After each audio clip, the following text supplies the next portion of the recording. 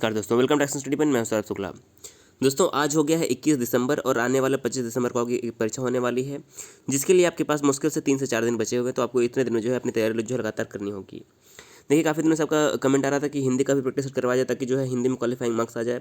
तो देखिए हिंदी में कल भी हमने आपको 100 प्रश्न दिया था प्रीवियस ईयर का, और आज भी जो है हम आपको एक से लेके पूरे 100 प्रश्न देने वाले हैं, ताकि दोस्तों जो है अगर आप कुछ वीडियो अगर देख लेते हैं तो हिंदी में जो है आप आराम से 40 से 50 प्रश्न सही कर सकते हैं और आपका जो है आराम से जो है आप हिंदी में क्वालिफाई कर जाएंगे। लेकिन अगर आप ऐसा सोचते हैं कि बिना पढ़े कर आप हिंदी को पास कर जाएंगे तो ऐसा बिल्कुल मत सोचिएगा। रिवीजन आपको ज़रूर करना होगा, पढ़ना आपको ज़रूर होगा। बिना मेहनत किए जो है हिंदी क्वालिफाई भी नहीं हो सकता है। तो वीडियो में ज़रूर अंत तक बने रहिएगा, आपको निश्चित तौर पर जो है इस वीडियो से फ़ायदा मिलेगा, क्योंकि जो है इसी प्रकार के प्रश्न आपके परीक्षा में पूछ जाएंगे। इसकी पीडीएफ भी हम आपको अपने टेलीग्राम पर दे देंगे, तो टेलीग्राम पर जाइएगा और वहाँ पर डायरेक्शन स्टडी पॉइंट सर्च करके जो है टेलीग्राम से इसकी पीडीएफ जो है आप डाउनलोड कर सकते हैं। तो आइए शुरू करते हैं आज का वीडियो।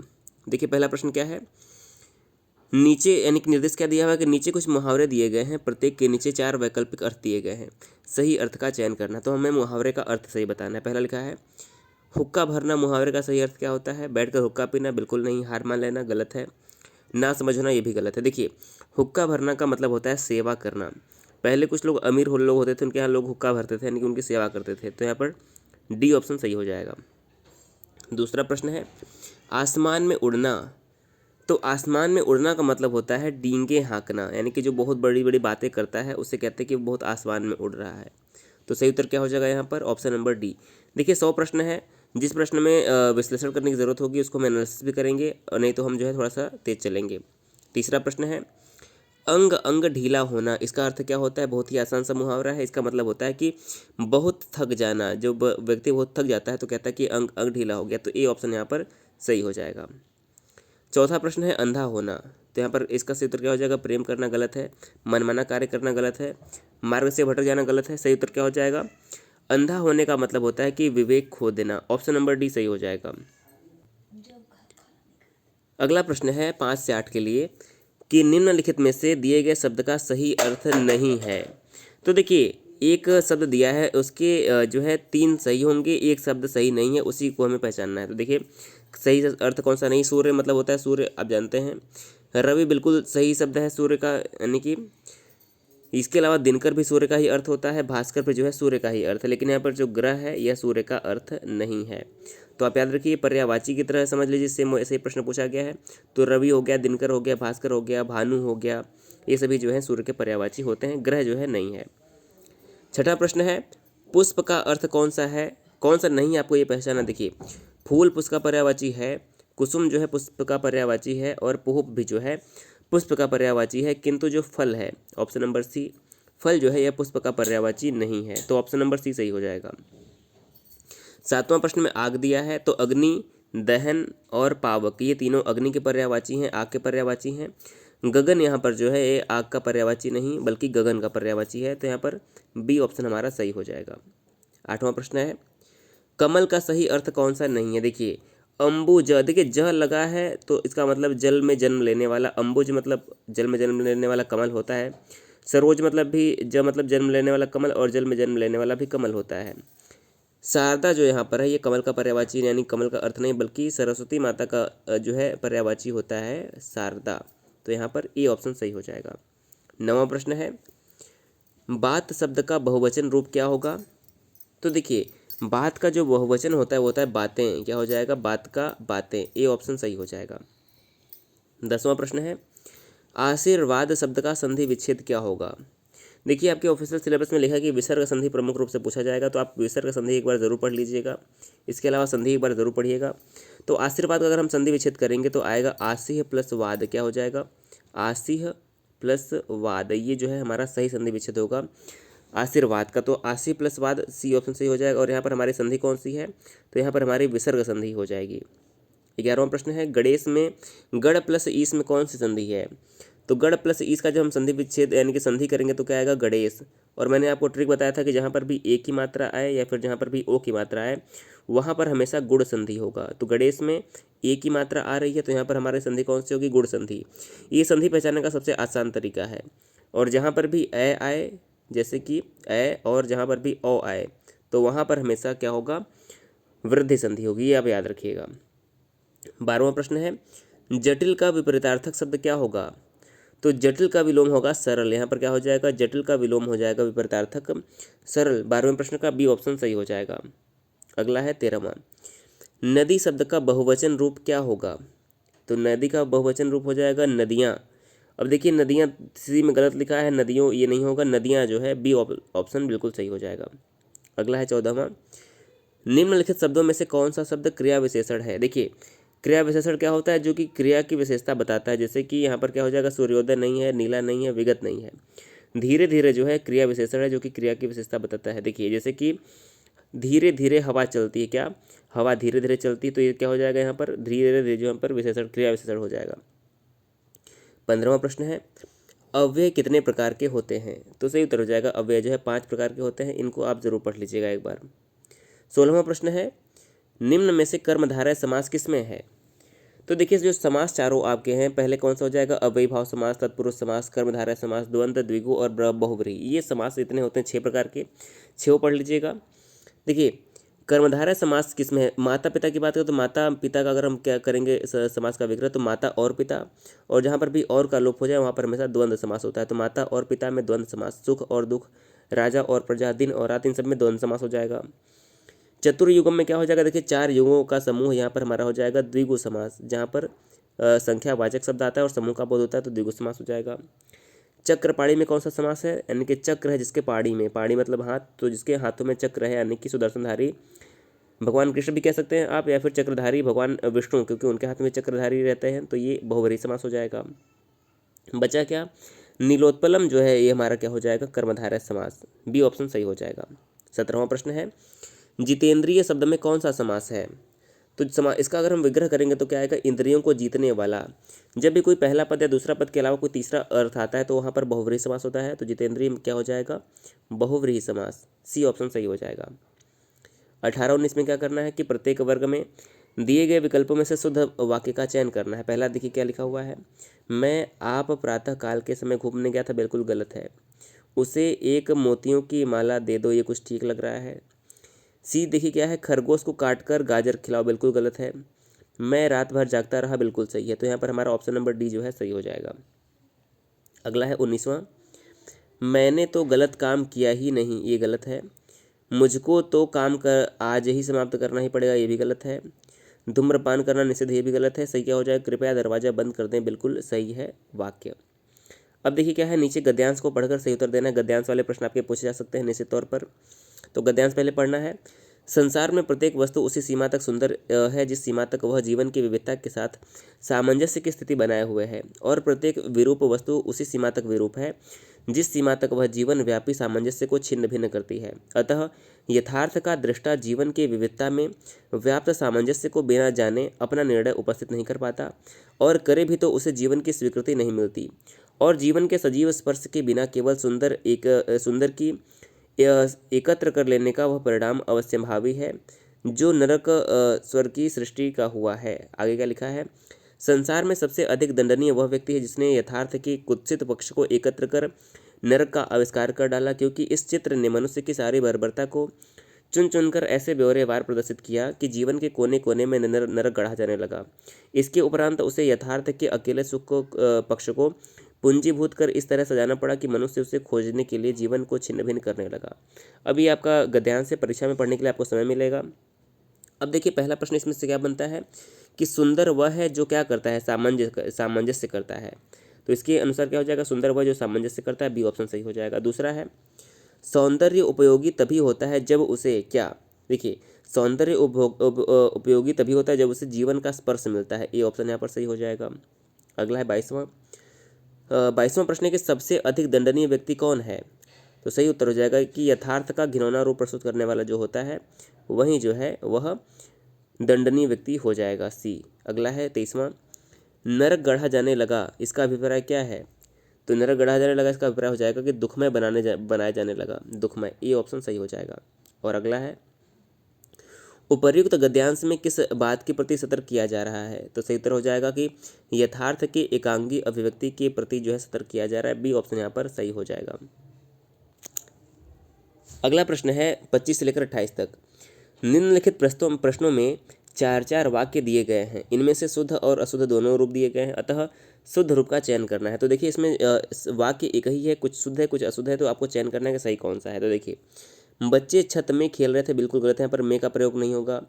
बच्चे छत के ऊपर खेल रहे थे, ये भी जो है यहाँ पर के का अतिरिक्त प्रयोग किया गया है। अगला है बच्चे छत पर खेल रहे हैं, बिल्कुल सही है, बच्चे छत पर खेल रहे हैं। तो 25 नंबर का सी जो है वाक्य बिल्कुल सही हो जाएगा, बच्चे छत पर खेल रहे हैं।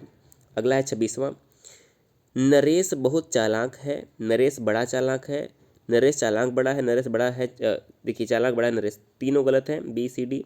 सही हो जाएगा ए, नरेश बहुत चालाक है, ए ऑप्शन यहाँ पर सही है। अगला है ऐसे वाक्य आप पढ़कर आसानी से पता कर सकते हैं कि सही है या गलत है, आप 2-4 बार पढ़िएगा। 27वां प्रश्न लिखा हुआ है कि मेरी आत्मा पवित्र है, सुनने में बिल्कुल सही लग रहा है। मेरा आत्मा पवित्र है, गलत है, यहाँ पर मेरा नहीं होगा। मेरे आत्मा पवित्र है, मेरे नहीं होगा। आत्मा मेरी पवित्र है, ये भी गलत है। तो पहला ही वाक्य सही कि मेरी आत्मा पवित्र है, ये ऑप्शन सही है। 28वां प्रश्न है हमें परस्पर एक दूसरे की सहायता करनी चाहिए, बिल्कुल गलत है। देखिए परस्पर और एक दूसरे, इन दोनों शब्दों का प्रयोग एक साथ कभी नहीं होता है, तो आप याद रखिएगा परस्पर और एक दूसरे का प्रयोग साथ में नहीं होगा। हमें एक दूसरे की सहायता करनी चाहिए, बिल्कुल सही है, ऑप्शन नंबर बी। सहायता करना चाहिए गलत है, करना चाहिए गलत है। हमें एक दूसरे की सहायता करनी चाहिए, ऑप्शन नंबर बी बिल्कुल जो है सही हो जाएगा। अगला प्रश्न है, निर्देश दिया है कि नीचे दिए गए शब्दों में रिक्त स्थानों की पूर्ति के लिए 4-4 विकल्प दिए गए हैं, उचित विकल्प का चयन करना है। तो देखिए खाली स्थान भरना है। पहले लिखा कि राष्ट्र की आन के लिए शहीदों ने अपना बलिदान दिया, बान के लिए, शान के लिए या फिर दान के लिए। तो यहाँ पर बिल्कुल सही कौन सा आ रहा है कि राष्ट्र की आन के लिए शहीदों ने अपना बलिदान दिया, तो यहाँ पर आन के लिए जो है ऑप्शन नंबर ए बिल्कुल सही फिट बैठ रहा है। 30वां प्रश्न है खजुराहो मंदिर वास्तुकला की नागर शैली के जीवंत उदाहरण है, उत्कृष्ट उदाहरण है, श्रेष्ठ उदाहरण है या फिर अनुपम उदाहरण है। तो यहाँ पर हमारा सही उत्तर होगा कि जो खजुराहो मंदिर वास्तुकला की नागर शैली के जीवंत उदाहरण हैं, क्या हो जाएंगे, जीवंत उदाहरण, बिल्कुल सही हो जाएगा। 31वां प्रश्न है उसने कोशिश तो काफ़ी की बल्कि सफल न हुआ, गलत है। यदि सफल न हुआ गलत है, एवं सफल न हुआ गलत है, किंतु सफल न हुआ बिल्कुल सही हो जाएगा। उसने कोशिश तो काफ़ी की किंतु सफल न हुआ। 32वां प्रश्न है मधुर वचन है औषधि, कटुक वचन है तीर। ये आपने सुना भी होगा दोहा, तो यहाँ पर सही क्या हो जाएगा, मधुर वचन है औषधि, कटुक वचन है तीर, ऑप्शन नंबर बी कटुक यहाँ पर सही हो जाएगा। 33वां प्रश्न है एक बाण प्राण ले सकता है तो अंगुलियों का कोमल स्पर्श जिंदगी भी दे सकता है, बिल्कुल सही हो जाएगा कि अंगुलियों का कोमल स्पर्श जिंदगी भी दे सकता है, सी ऑप्शन यहाँ पर सही हो जाएगा। अगला प्रश्न देखिए निर्देश क्या लिखा हुआ है कि दिए गए अनुच्छेद में पहले और अंतिम वाक्यों को क्रमशः 1 और 6 की संज्ञा दी गई है। इनके मध्यवर्ती वाक्यों को 4 भागों में अ ब सद या फिर यर लव जो है बांट दिया गया है। तो ये 4 वाक्य व्यवस्थित क्रम में नहीं है, इन्हें जो है सही क्रम में लगाना। देखिए पहले क्या लिखा हुआ है, आपको वाक्य पढ़ना है। लिखा कि छात्रावास नवीन वृक्ष की वह कोमल।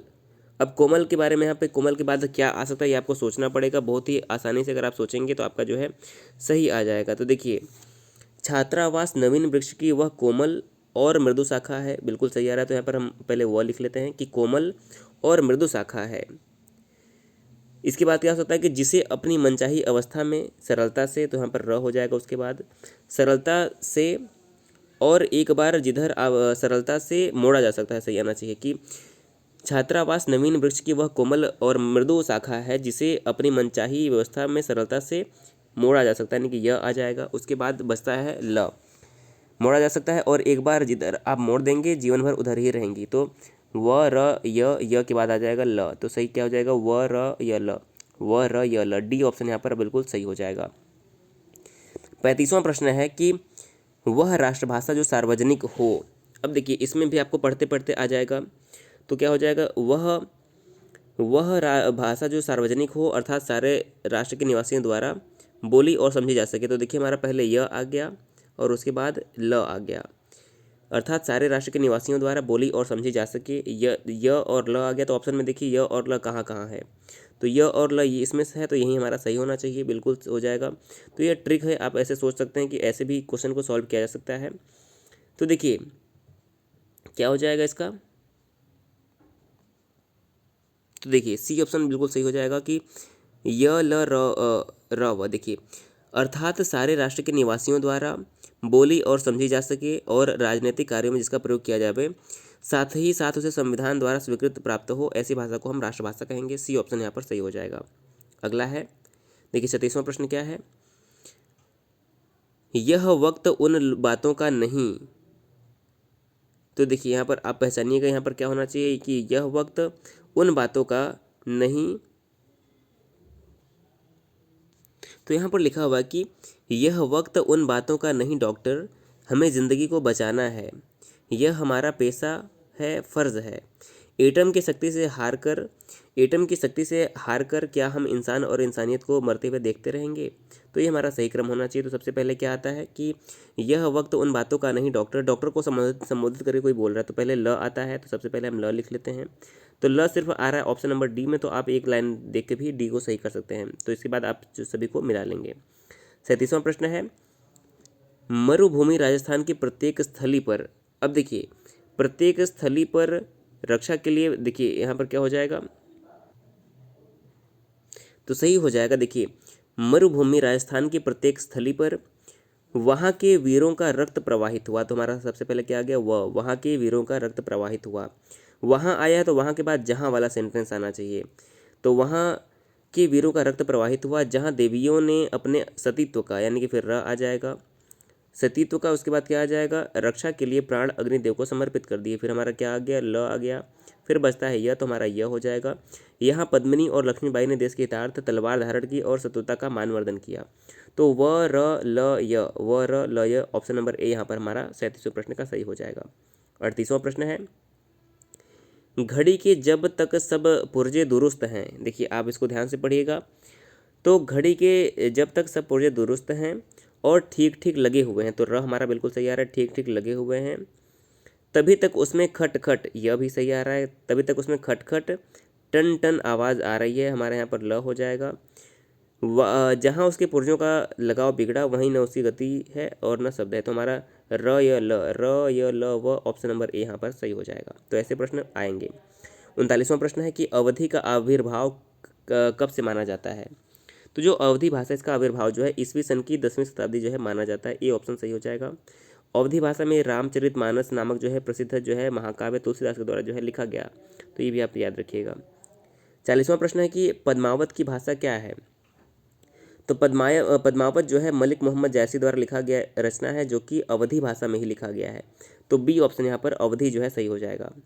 41वां प्रश्न है, विनय पत्रिका की भाषा क्या है। तो विनय पत्रिका तुलसीदास की कृति है और यह जो है ब्रज भाषा में लिखा गया है। विनय पत्रिका ब्रज भाषा में लिखा गया है। सी ऑप्शन यहाँ पर सही हो जाएगा। 42वां प्रश्न है, बिहारी, बंगाली, उड़िया और असमिया भाषाओं का विकास निम्नलिखित में से किससे हुआ है। तो सही उत्तर हो जाएगा कि इनकी जो विकास हुआ है वो मागधी से हुआ है। किससे, मागधी से हुआ है। अपभ्रंश जो है मागधी, इस अपभ्रंश से हुआ है मागधी से। डी सही हो जाएगा। 43वां प्रश्न है, पश्चिमी हिंदी राजस्थानी और गुजराती अपभ्रंश के किस रूप से निकलती है। तो पश्चिमी हिंदी राजस्थानी और गुजराती की बात करें तो जो है सौरसेनी अपभ्रंश से निकलती है। किससे, सौरसेनी से। सी ऑप्शन सही हो जाएगा। अगला देखिए निर्देश क्या है, निम्नलिखित प्रश्नों में से प्रत्येक शब्द के 4 अन्य शब्द दिए गए हैं, जिनमें से 3 पर्यायवाची हैं और 1 शब्द पर्यायवाची नहीं है। जो शब्द पर्यायवाची नहीं उसका चयन करना है आपको। तो देखिए अमृत का पर्यायवाची पीयूष होता है, सुधा होता है, अमी होता है, अम्बुज नहीं होता है, क्योंकि अम्बुज किसका पर्यायवाची है, अम्बु मतलब जल, जन्म लेने वाला कमल, अम्बुज जो है कमल का पर्यायवाची है। अगला प्रश्न है अर्जुन, अर्जुन का पर्यायवाची पार्थ भी है, धनंजन भी है, भारत भी है। जनार्दन जो है भगवान विष्णु का पर्यायवाची है। तो डी ऑप्शन यहाँ पर हमारा जो है सही हो जाएगा। अगला है अवज्ञा, अवज्ञा मतलब अनादर होता है, अपमान होता है, तिरस्कार होता है, लेकिन आज्ञा नहीं होता है। तो जो नहीं है वहीं आपको पहचाना, तो डी ऑप्शन सही हो जाएगा। अगला है अश्रु, अश्रु मतलब आंसू होता है, चक्षु जल होता है, नेत्रांबु होता है, लेकिन आंसू गैस नहीं होता है। तो सी ऑप्शन यहाँ पर सही हो जाएगा। इसी प्रकार अश्व का देखिए तुरग होता है, तुरंग होता है, सैंधव होता है, कुंजर नहीं होता है। कुंजर जो है हाथी का पर्यायवाची है। तो यहाँ पर आपका सी ऑप्शन जो है सही हो जाएगा। अगला है 49 से 54 के लिए, निम्नलिखित प्रश्नों में प्रत्येक शब्द के साथ 4 विलोमार्थक दिए गए हैं, इनमें से एक ही विकल्प सही है। आपको सही उत्तर का चयन करना है। एक सही है उसी का चयन करिए। देखिए सृष्टि का विलोम क्या हो जाएगा, सृष्टि का विलोम हो जाएगा प्रलय। सृष्टि मतलब विलोम, सृष्टि का विलोम प्रलय। बी ऑप्शन सही हो जाएगा। आयोजन का विलोम क्या हो जाएगा, तो आयोजन का विलोम हो जाएगा वियोजन। सी सही हो जाएगा।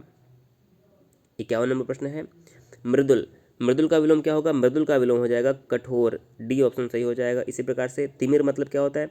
तिमिर मतलब अंधकार होता है, तो तिमिर का विलोम क्या हो जाएगा? 52 नंबर का प्रकाश, अंधकार का विलोम प्रकाश। 53 नंबर प्रश्न है अर्जन, अर्जन मतलब होता है कमाना, व्यय मतलब होता है खर्च करना, तो अर्जन का व्यय, सी ऑप्शन सही हो जाएगा। अगला है 54, लघिमा का हो जाएगा महिमा, यहाँ पर सी ऑप्शन सही हो जाएगा। अगला देखिए प्रश्न, निम्नलिखित वाक्यांश में से अनेक शब्दों के लिए जो है 4 विकल्प दिए गए हैं, इनमें से कोई एक विकल्प सही है, उसी का चयन करना है। तो पहला क्या है? बिना पलक गिराए तो क्या कहते हैं, यानी कि बिना पलक झपकाए कोई कार्य करना, उसको बोलते हैं निर्निमेष। क्या बोलते हैं? निर्निमेष। इस प्रकार से लिखा जाता है, निर्निमेष। देखिए कैसे लिखते हैं, निर्निमेष कहते हैं इसको, ऐसे लिखते हैं निर्निमेष। तो इसमें देखिए किसी भी विकल्प में इस प्रकार से निर्निमेष नहीं लिखा हुआ है, तो हमारा सही उत्तर क्या हो जाए? कोई नहीं। निर्निमेष होता है कि बिना पलक झपकाए हुए। अगला है, जिसे पार करना कठिन हो उसे हम कहते हैं दुर्गम, जिससे पार करना कठिन हो उसे दुर्गम, और जिसे पार ही न किया जा सके उसे कहते हैं अगम। यहाँ पर दोनों याद रखिएगा। अगला है, उचित से कम मूल्य लगाना क्या होता है? उचित से कम मूल्य लगाना मतलब होता है अवमूल्यन करना, डी ऑप्शन सही हो जाएगा। अगला है, जो अधिक बोलता है उसे क्या कहते हैं? जो अधिक बोलता है उसे वाचाल कहते हैं। वाचाल कहते हैं जो अधिक बोलता है। जो मीठा बोलता है उसे मृदुभाषी, जो कम बोलता है उसे मितभाषी। मितभाषी मतलब जो कम बोलता है, वाचाल मतलब जो अधिक बोलता है, ये दोनों याद रखिएगा। अगला प्रश्न है 58 नंबर, 59 नंबर, जिसका वर्णन वचन द्वारा न हो सके उसे क्या कहते हैं? देखिए अनिर्वचनीय तो होता है, लेकिन इसमें से सही लिखा कौन सा है? क्योंकि अनिर्वचनीय तो होता है, इसमें सी गलत है, डी गलत है, बी गलत है। अनिर्वचनीय जो है हमारा 59 नंबर का ये जो है सही लिखा हुआ है। 60 नंबर प्रश्न है, रेल भाड़ा का सही समास कौन सा है? तो अगर हम इसका विग्रह करेंगे तो क्या आएगा? रेल का भाड़ा। क्या हो जाएगा? रेल का भाड़ा। विग्रह जरूर करिए समास देखते ही। तो का मतलब हो जाएगा संबंध तत्पुरुष, संबंध में काकी की आता है, तो रेल का भाड़ा हमारा तत्पुरुष समास हो जाएगा, बी ऑप्शन सही हो जाएगा। 61 नंबर प्रश्न है, आजन्म शब्द का समास क्या होगा? तो देखिए आ जो है यहाँ पर एक अव्यय की तरह लगा हुआ है, जैसे कि आ हो जाए, प्रति हो जाए, तो ये सभी हमारे अव्ययी भाव समास में आएंगे, तो डी ऑप्शन जो है आपका बिल्कुल सही हो जाएगा। दोस्तों उम्मीद है कि आपको अधिकतर टॉपिक जो है अब क्लियर हो रहे होंगे और एग्जाम में जो है आपका कॉन्फिडेंस भी जो है काफ़ी अच्छा रहेगा। 62वां प्रश्न है, निम्नलिखित में से कौन सा शब्द संधि भी है और समास भी है? तो देखिए जो पंचानन है, पंच प्लस आनन, क्या हो जाएगा? पंच प्लस आनन, ये इसमें दीर्घ संधि भी है, और पंचानन में क्या हो जाएगा? 5 आननों का समूह, यानी कि पंचानन हमारा द्विगु समास भी हो जाएगा, तो पंचानन समास भी है और संधि भी है। अब देखिए अनुच्छेद में कुछ जगह खाली दिया हुआ है, इन्हीं खाली विकल्पों को आपको भरना है। देखिए पहला क्या है, आज प्राकृतिक संतुलन नष्ट किए जाने पर गंभीर चिंता व्यक्त की जा रही है। प्रकृति की चिंता करने वाले अधिकांश लोगों का दृष्टिकोण, अब दृष्टिकोण कैसा है आप देखिए। 64 नंबर प्रश्न का क्या होगा? दृष्टिकोण प्रगतिवादी है, अध्यात्मवादी है, समझौतावादी है, फिर उपयोगवादी। तो जो दृष्टिकोण आजकल लोगों का है वो उपयोगितावादी, यानी कि उपयोग करने का सिर्फ सोचते हैं, डी ऑप्शन सही हो जाएगा 64 का। 65 के लिए क्या है, उन्हें प्रकृति की चिंता केवल इसलिए है कि क्या दूषित होने से लोगों के सामान्य स्वास्थ्य पर संकट के बादल छा जाएंगे। तो 65 नंबर का हो जाएगा कि यहाँ पर पर्यावरण सही होना चाहिए। पर्यावरण का प्रदूषण होने से देखिए क्या हो जाएगा यहाँ पर कि पर्यावरण दूषित होने से लोगों के सामान्य स्वास्थ्य पर संकट के बादल छा जाएंगे। बादल तो आप अपने मन से भी लगा सकते हैं कि संकट के बादल छा जाएंगे। 66 नंबर में देखिए ऑप्शन कोई है, बिल्कुल है, संकट के बादल छा जाएंगे हमारा सही हो जाएगा। 67 नंबर पे आएंगे तो लिखा कि बीमारियां बढ़ रही हैं, विषैले, यहाँ पर क्या विषैले गैस निरंतर फैल रहे हैं, या फिर यहाँ पर क्या हो जाएगा 67 में क्या है, विषैले जीवाणु जो है निरंतर फैल रहे हैं, क्या हो जाएगा? विषैले जीवाणु निरंतर फैल रहे हैं। 68 नंबर पे क्या हो जाएगा? अधिकांश लोगों की रोग प्रतिरोधक क्षमता यहाँ पे होना चाहिए, रोग प्रतिरोधक क्षमता। 68 नंबर में देखिए रोग प्रतिरोधक क्षमता बिल्कुल सही हो जाएगा कि रोग प्रतिरोधक क्षमता जो है लोगों की कम हो रही है। आगे लिखा है 69 नंबर में कि कतिपय लोग किस प्रकार के साधनों के घटते घटते घटते चले जाने के कारण अत्यधिक चिंतित हैं। तो 69 नंबर में ऑप्शन देखते हैं, प्राकृतिक जो साधन है कम हो रहे हैं, तो हमारा क्या हो जाएगा? ऑप्शन नंबर ए, प्राकृतिक जो है प्राकृतिक साधनों के घटते चले जाने को लेकर जो है अत्यधिक चिंतित हैं, बिल्कुल सही है।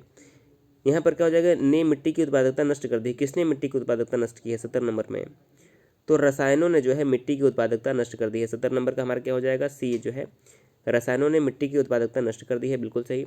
वनों के किससे, वनों के डैश से पानी का अकाल पैदा हो गया है, तो यहाँ पर क्या हो जाएगा हमारा 71 नंबर में, वनों 72 नंबर में वनों के छटने से कटने से, तो वनों के कटने से हो जाएगा। वनों के कटने से जो है पानी का संकट पैदा हो रहा है। ये आपको एग्जाम हॉल में मिलेगा, तो एक ही पेपर में आपको साफ साफ दिखेगा, ऊपर नीचे नहीं करना पड़ेगा। तो वनों के कटने से जो है पानी का अकाल पैदा हो रहा है। वातावरण में क्या बढ़ता जा रहा है, 72 नंबर में देखिएगा, वातावरण में क्या बढ़ता जा रहा है, वातावरण में जो है सही उत्तर क्या हो जाएगा, वातावरण में संताप बढ़ता जा रहा है। यहाँ पर ऑप्शन नंबर बी सही हो जाएगा। और 73 पे क्या हो जाएगा कि बढ़ते प्रदूषण ने ओजोन के सामने क्या पैदा कर दिया है। तो 73 नंबर में देखिए संकट पैदा कर दिया। 73 नंबर पे क्या होना चाहिए हमारा, संकट पैदा कर दिया कि बढ़ते ओजोन परत के कारण जो है लोगों के सामने संकट पैदा हो गया। तो हमारा डी ऑप्शन सही हो जाएगा। अगला देखिए, उपसर्ग का चयन करना है। अगले प्रश्न में देखिए, उपसर्ग का चयन करना। तो अचल में कौन सा उपसर्ग है, अ उपसर्ग है। देखिए उपसर्ग सबके पहले लगता है, अभियान में अभी उपसर्ग है तो अभी उपसर्ग हो जाएगा। 74 में भी ए, 75 में भी ए। आगे क्या लिखा कि प्रत्यय के लिए 4 दिए गए हैं, इनमें से प्रत्यय चुनना। तो प्रत्यय शब्द के पीछे लगता है, तो पावक में क्या हो जाएगा, पावक में अक हो जाएगा, लेखक में भी अक हो जाएगा। तो 76 में ए, 77 में डी, पाव अक, पो अक, लेख अक। अगला है तत्सम शब्द का चयन करना। 4 शब्द में एक तत्सम है, बाकी सब जो है तद्भव दिए हैं। तो दिए तत्सम का मतलब होता है संस्कृत के समान। अंग रखा गलत है, अंग रक्षक गलत है, अंग ये भी गलत है, अंग रक्षक जो है बिल्कुल सही तत्सम शब्द हो जाएगा। एक अगला है अंगीठी गलत है, अंगूठी गलत है, ये गलत है। अग्निष्ठिका जो है बिल्कुल सही तत्सम शब्द हो जाएगा। अगले में जो है 80 81 में तद्भव शब्द का चयन करना, यानी कि जो संस्कृत से विकृत होकर आते हैं। तो विकृत होकर कौन आया, अचरज हो जाएगा यहाँ पर। इसमें क्या हो जाएगा, अपाहिज हो जाएगा। बिल्कुल आसानी से आप पहचान सकते हैं, जो कि गाँव की भाषा में होता है। 82 नंबर है कि काव्य में कितने रस माने गए। तो काव्य में जो है, काव्य में 9 रस माने गए। कितने, 9 रस माने गए हैं। अगला है रसोत्पत्ति में आश्रय की चेष्टाएं क्या कही जाती हैं। तो रसोत्पत्ति में आश्रय की जो चेष्टाएं होती हैं उसे अनुभाव कहा जाता है। सी ऑप्शन सही हो जाएगा। अगला है चौपैया या फिर चतुष्पदी में कितनी मात्राएं होते हैं। तो चौपैया या फिर चतुष्पदी में जो है 30 मात्राएं होते हैं। ए ऑप्शन सही हो जाएगा। अगला है रोला के प्रत्येक चरण में कितनी मात्राएं होती हैं। बहुत ही इंपॉर्टेंट प्रश्न है। रोला के प्रत्येक चरण में 24 मात्राएं होती हैं। सी ऑप्शन यहाँ पर सही हो जाएगा। अगला देखिए, अलंकार पहचानना है आपको 86 87 में कि संगति सुमति न पावई परे कुमति के धंध राखो मेली कपूर में हींग न होए सुगंध। इसमें कौन सा अलंकार, तो यहाँ पर हमारा हो जाएगा दृष्टांत अलंकार। ए ऑप्शन सही हो जाएगा। परिभाषा आप जरूर एक बार पढ़ लीजिएगा। अगला है करत करत अभ्यास ते जड़मति होत सुजान रसरी आवत जाते सिल पर पड़त निशान। इसमें भी जो है हमारा दृष्टांत अलंकार हो जाएगा सी। अगला प्रश्न देखिएगा। देखिए प्रश्न में गद्यांश दिए गए हैं। प्रत्येक गद्यांश के रचनाकार के लिए 4 नाम दिए गए हैं। इनमें से कोई एक नाम सही है, सही का नाम आपको पहचानना है। पहला दिया है कि जाको राखे बसाइयाँ मार सके ना कोई, बाल न बाका कर सके जो जग बैरी होए। तो इसमें इसके लेखक कौन है, हो जाएंगे रचयिता कबीरदास जी। डी ऑप्शन सही हो जाएगा। अगला है सोना सज्जन साधुजन टूटी जुरै 100 बार दुर्जन कुंभ कुम्हार के एक धका दरकार। ये भी किसका है, ये भी जो है कबीरदास का ही है। तो बी ऑप्शन सही हो जाएगा। अगला है कौन से दीर्घ स्वर हिंदी में नहीं है। तो देखिए सु नाम का कोई भी दीर्घ स्वर हिंदी में नहीं है, बल्कि री है, ए है, स है। स पर हम उ की मात्रा लगा दें तो ये शब्द अलग बन जाएगा, लेकिन ये कोई वास्तविक स्वर ऐसे नहीं होता है। अगला है 91 वर्णमाला में कुल वर्डों की संख्या कितनी है। तो ये हो जाएगी हमारी 48, ऑप्शन नंबर डी। अब देखिए इसमें थोड़ा सा कन्फ्यूजन हो सकता है कि कौन से वर्ड की बात हो रही है, किसको लेकर बात हो रही है, किसको छोड़कर बात हो रही है। तो इसमें थोड़ा सा विवाद हो सकता है, लेकिन डी सही हो जाएगा। शुद्ध वर्तनी का चयन करना है। देखिए अलंकार में क्या हो जाएगा, बी गलत है, डी बिल्कुल सही लग रहा है 92 नंबर में। तो डी जो है अलंकार बिल्कुल सही लिखा है। इसी के आधार पर देख क्या लिखा है, अक्षौहिणी। इसमें क्या सही हो जाएगा, तो अक्षौहिणी जो है ये वाला बिल्कुल सही हो जाएगा। अतिशयोक्ति कौन सा सही है, अतिशयोक्ति में हमारा बी सही हो जाएगा। अतिश पूरा लिखते हैं, अतिशयोक्ति, बी ऑप्शन सही हो जाएगा। अब देखिए क्या करना है कि इसमें आपको निम्नलिखित प्रत्येक प्रश्न में एक शब्द दिया गया है, जिसमें से प्रयुक्त संधि के लिए 4 विकल्प दिए गए हैं। तो संधि का आप पहचान करना है। तो नीरस में कौन सी संधि हो जाएगी, निह प्लस रस। नीरस का अगर हम विच्छेद करते हैं तो आता है कि निह प्लस रस। तो जहाँ पर भी विसर्ग आया हमारा विसर्ग संधि हो गया। निश्च में क्या हो जाएगा, निह प्लस छ, ये भी क्या हो जाएगा, निह प्लस छ, ये भी हमारा विसर्ग संधि हो गया। अंतःकरण साफ साफ दिख रहा है, यहाँ पर विसर्ग संधि है, ये ऑप्शन सही हो जाएगा। समानार्थक शब्द लिखना है। मीमांसा का समानार्थक क्या हो जाएगा, देखिए मीमांसा का मतलब होता है विवेचना करना, विश्लेषण करना। डी ऑप्शन सही हो जाएगा। अगला है 99 और 100 में कि प्रश्नों के किस शब्द का अर्थ अन्य 3 शब्दों से भिन्न है। तो आदर, सम्मान और सत्कार एक ही प्रकार का शब्द है। सहानुभूति यहाँ पर जो है भिन्न हो जाएगा। इसी प्रकार से देह, काया और शरीर एक ही शब्द है, एक ही अर्थ वाले शब्द हैं। पेट जो है यहाँ पर भिन्न हो जाएगा। तो देखिए इस वीडियो में भी हमने कुल मिलाकर हिंदी के 100 प्रश्न डिस्कस किए। दोस्तों उम्मीद है कि इस वीडियो को देखने के बाद या फिर इससे पहले वीडियो के बाद आपको हिंदी में अधिकतर टॉपिक जो है क्लियर हो रहे होंगे। और अभी भी अगर किसी टॉपिक में आपको डाउट है तो आप उसको किसी भी किताब से आप उस टॉपिक को पढ़िए, किसी भी सर्च करके पढ़िए, क्योंकि हिंदी में क्वालिफाई करना ज़रूरी है। तो हिंदी को आप हल्के मत लीजिएगा, आसानी से जो है आप क्वालिफाई कर जाएंगे 1-2 घंटे पढ़ने के बाद भी। तो हिंदी का ये वीडियो कैसा लगा हमें ज़रूर बताइएगा। दोस्तों अभी भी दोस्तों एक शिकायत आपसे कि अभी भी 40% लोग ऐसे हैं जिन्होंने दोस्तों अभी तक चैनल को सब्सक्राइब नहीं किया है। तो आप दोस्तों चैनल को जरूर सब्सक्राइब करें ताकि हमें भी मोटिवेशन मिलता रहे कि हम काम अच्छा कर रहे हैं, आपको पसंद आ रहा है। वीडियो को जरूर शेयर करिए। कोई भी अगर आपके पास सुझाव है तो कमेंट करके जरूर बताइएगा। वीडियो देखने के लिए बहुत बहुत धन्यवाद।